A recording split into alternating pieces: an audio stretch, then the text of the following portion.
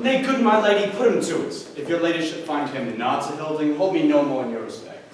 You think I am so far deceived in him?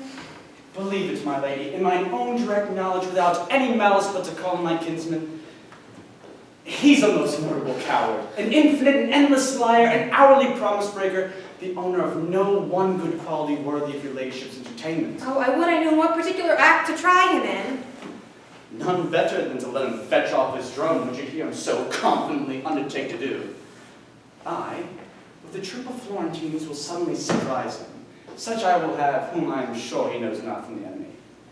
I will bind and hoodwink him so, that he shall suppose no other than that he has been carried into the league of his adversaries when we bring him into our tents. Be but your ladyship present at his examination.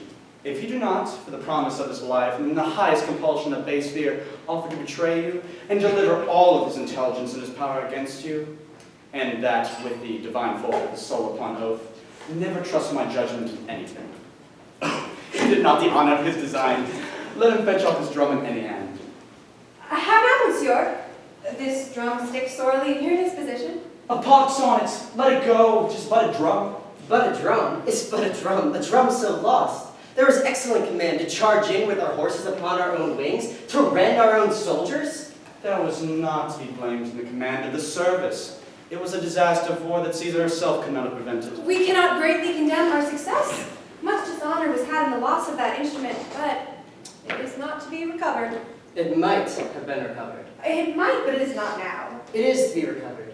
But that the merit of service is seldom attributed to the true and exact performer, I would have that drum, or another.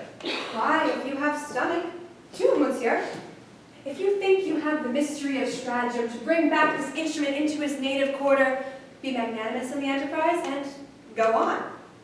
Why, if you speed well in it, the Duke shall speak of it. By the hand of a soldier, I shall undertake it. But you must not now slumber in it.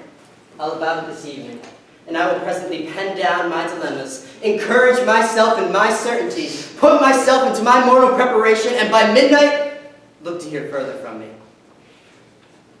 May I be so bold to acquaint his grace that you are going about it? I know not what the success will be, my lady, but the attempt I vow.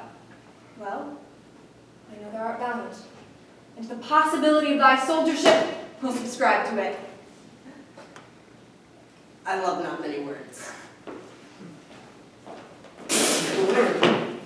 No more than a fish loves water.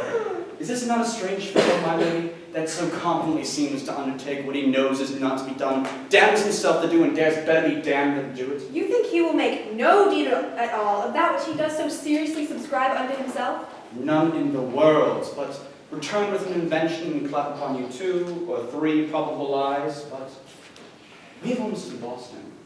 Tonight shall be his fall, for he is surely not for your ladyship's respect.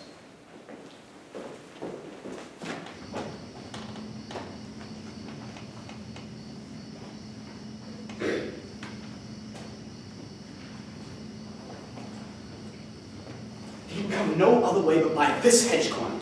When you sally upon him, speak what terrible language you will, for we must not seem to understand him.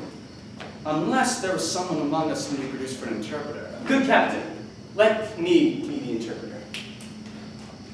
Now, he must think us some band of strangers, and he hath a smack of all neighboring languages, so each must be a man of his own fancy. Not to know we speak to one another, so we seem to know our straight purpose. As for you, interpreter, you must seem very politic. Ho! Here he comes!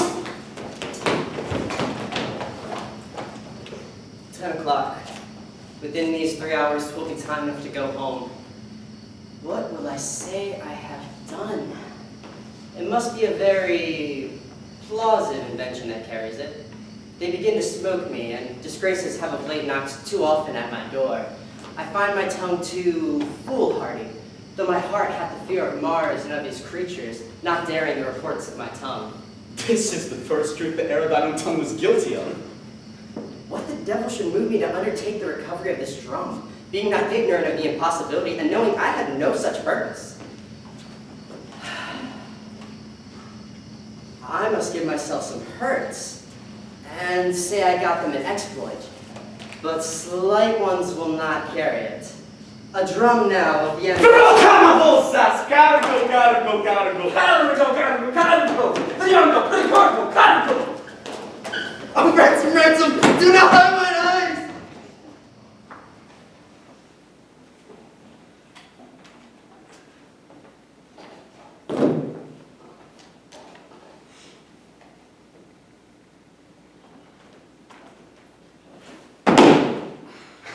Bring him forth. He sat in the stocks all night. Poor gallant knave. How does he carry himself?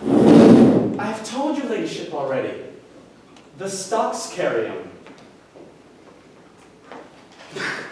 But to tell your ladyship as she will be understood, he hath confessed himself to Morgan, whom he supposes to be a friar. And what think you he hath confessed? Nothing of me, has it?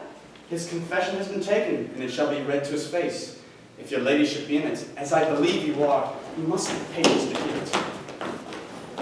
Hush, hush. Muffled, he can say nothing of me. Hoodman comes. Porto Tartarosa! He calls for the tortures. What will you say without him? I will confess what I know without constraint. If you pinch me like a pastry, I can say no more. Bosco! Gimercio! Bobolindo Chicamerco! Oh, you are a merciful general. Our general bids you answer to what I shall ask you. I have a note. And surely, sir, as I hope to live. First demand of him how many horse the Duke is strong. What say you to that? 5 or 6,000, but very weak and unserviceable. The troops are all scattered, and the commander's very poor roads. Upon my reputation and credit, and as I hope to live. Shall I set down your answer so? What a past-saving slave this is. You deceived, my lady. This is Monsieur Parolles, the gallant militarist. That was his own phrase. Well, that's set down. Now, he's very near the truth, Eunice. Demand of him of what strength they are afoot. What say you to that? By my troth, sir, if I am to live this present hour, I will tell true. Spurio, Sebastian, Carambus, 150 each.